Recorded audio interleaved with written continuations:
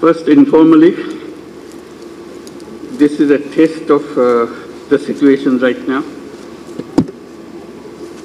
I was stuck because some unruly government officials, not outsiders, want their demand to be fulfilled right now, to make them permanent, make them... I was trying to explain that everything will be done according to the law, whatever law says. I don't know what your problem is, but definitely I will not violate the law.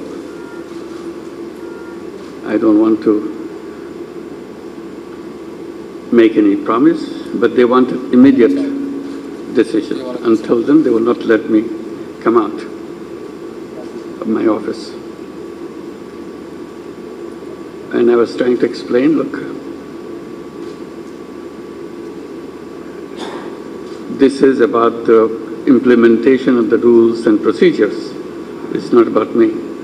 I cannot tell you that I'll do this.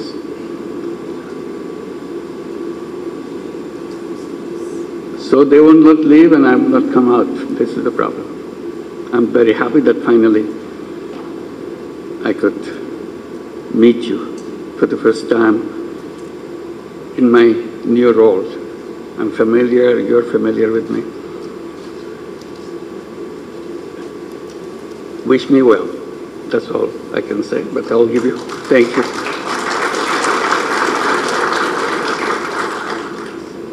I hope we can all make it. It's a great country, great people, a lot of potential, but destroyed everything. Everywhere you see, nothing but corruption, mess, unruliness. I don't know how long it will take just to keep it in shape, little shape. So this is the beginning of that process. I hope you'll have patience and stay with us, help us to make that great country that we've always felt about. I have to make a formal speech. I'm not used to it, but I'll have to do it anyway because that's what the formalities of the government requires me.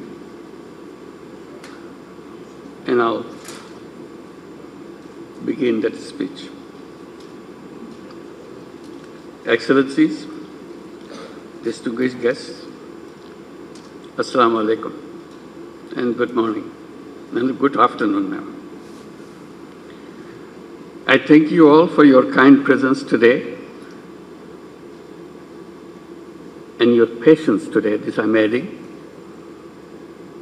It's a pleasure to be among the friends of Bangladesh, and I mean it. You are the friends who will help us get over the crisis that we are facing. Either we make it or we don't exist as a nation. That's the kind of challenge it presents right now. It's slightly over 1 week that Bangladesh witnessed the second revolution. It's about 2 weeks actually. Hundreds of thousands of our valiant students and people rose up against the brutal dictatorship of Sheikh Hasina. She fled the country, but only after the security forces and her party's student wing committed the country's worst civilian massacre since country's independence. Hundreds were killed, thousands were injured. I hope you can help us in restoring the health of the wounded young people, mercilessly attacked by forces and student wings of the party. Many hundreds of students have already lost or about to lose their eyesight after rubber bullets were shot at their eyes. I visited them. It's impossible to look at the way their body is mutilated practically. When bullets went through their eyes, and we don't know what will happen to the young people. And one young people, lovely young people, healthy young person, telling me,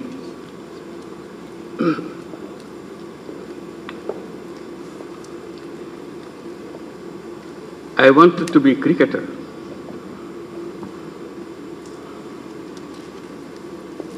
But look what happened to my leg.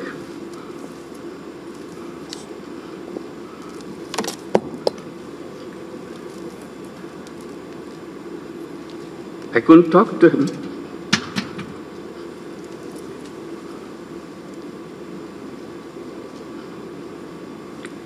Many such young people, lovely, lovely young people. I pay my deep respect and homage to all those valiant students and innocent people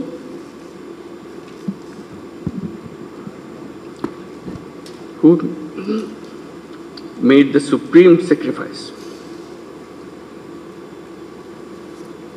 Students of no other countries in our recent memory had to pay so much a price for expressing their democratic aspirations, dreaming of a discrimination-free, equitable, and environmental-friendly nation where human rights of every citizen will be fully protected.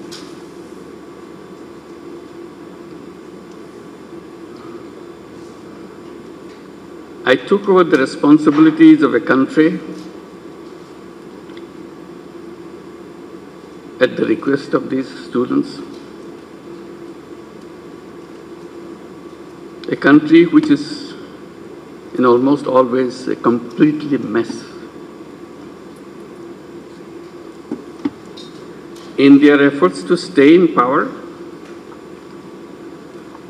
Sheikh Hasina dictatorship destroyed every institution of the country.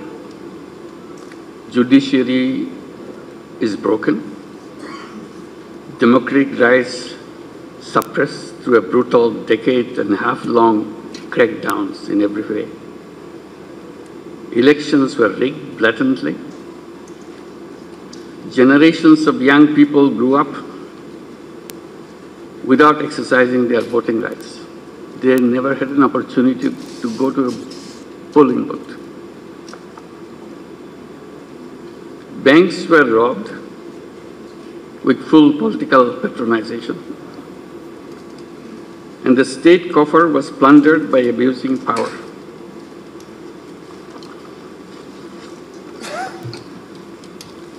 Excellencies, a new era has begun as the students impressed upon us their dream of a country where people, regardless of their political, religious, or ethnic identity, would be able to fulfill their aspirations and enjoy full freedom of expression,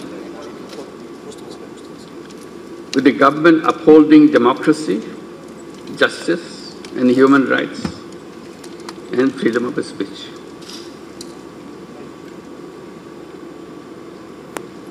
Top priority of the interim government would be to bring law and order situation under control. As you saw a little while back, it was delayed because I was unwilling to bring police to let them go. I said, let's talk. Let's be peaceful. That's why it took time.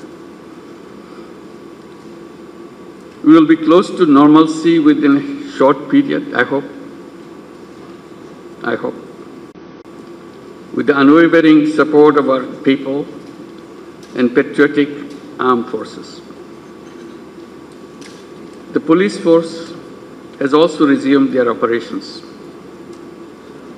The armed forces will continue to serve in aid of civil power as long as the situation warrants. Our government remains pledge-bound to ensure safety and security of all religious and ethnic groups. We have also made it a priority to ensure justice and accountability for all the killings and the violence committed during the recent mass uprising. I have spoken to the UN Human Rights Chief, Volker Turk. I welcome the UN Rights Office's move to send a UN-led fact-finding mission. We want an impartial and internationally credible investigation into the massacre and the subsequent due judicial process. We'll provide whatever support the UN investigators need. The revolutionary students want us to carry meaningful and deep reforms which will turn the country into a real and a thriving democracy. The task is huge, huge, but I feel it's doable. And we need your support for that, to make it happen.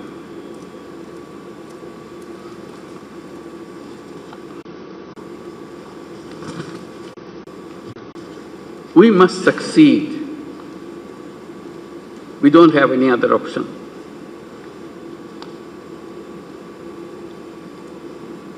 We will hold a free and fair participatory election as soon as we can complete our mandate to carry out the vital reforms in our election commission, judiciary, civil administration, security forces, and media. We will also make sincere efforts to promote national reconciliation.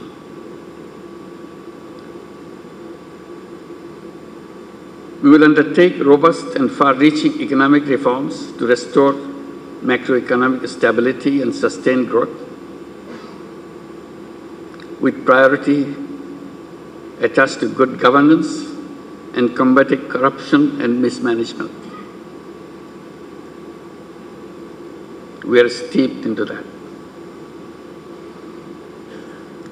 We'll uphold and promise all our international legal obligations, including international humanitarian law and international human rights law. Our government will adhere to all international, regional, and bilateral instruments it is party to. Bangladesh shall continue to remain an active proponent of multilateralism with UN at the center. We look forward to maintaining and enhancing Bangladesh's contribution to the UN peacekeeping operations. Our government will continue to support the million plus Rohingya people sheltered in Bangladesh. We need sustained efforts of the international community for Rohingya humanitarian operations and their eventual repatriation to their homeland, Myanmar, with safety, dignity, and full rights. I am encouraged by the words of the support by our international friends and partners. I have been receiving many letters from heads of states, heads of governments. It encourages me a lot. Our government will nurture friendly relations with all countries in the spirit of mutual respect and understanding and shared interest. We call upon our trade and investment partners to maintain their trust in us for economic prosperity. For our part, we won't tolerate any attempt to disrupt the global clothing supply chain in which we are a key player. Bangladesh stands at the crossroad of a new beginning. Our valiant students and people deserve a lasting transformation of our nation.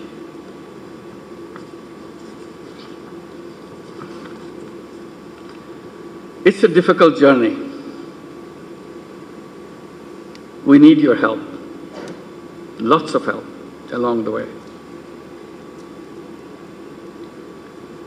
We need to fulfill the aspirations of the people of this country.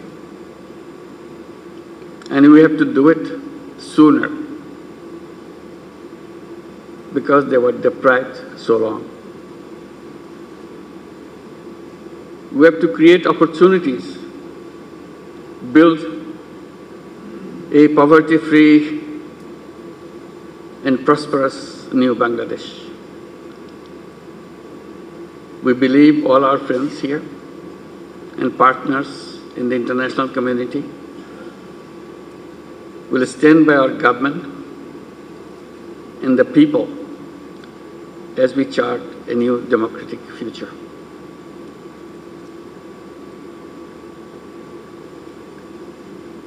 I seek your friendship and support. Thank you very much.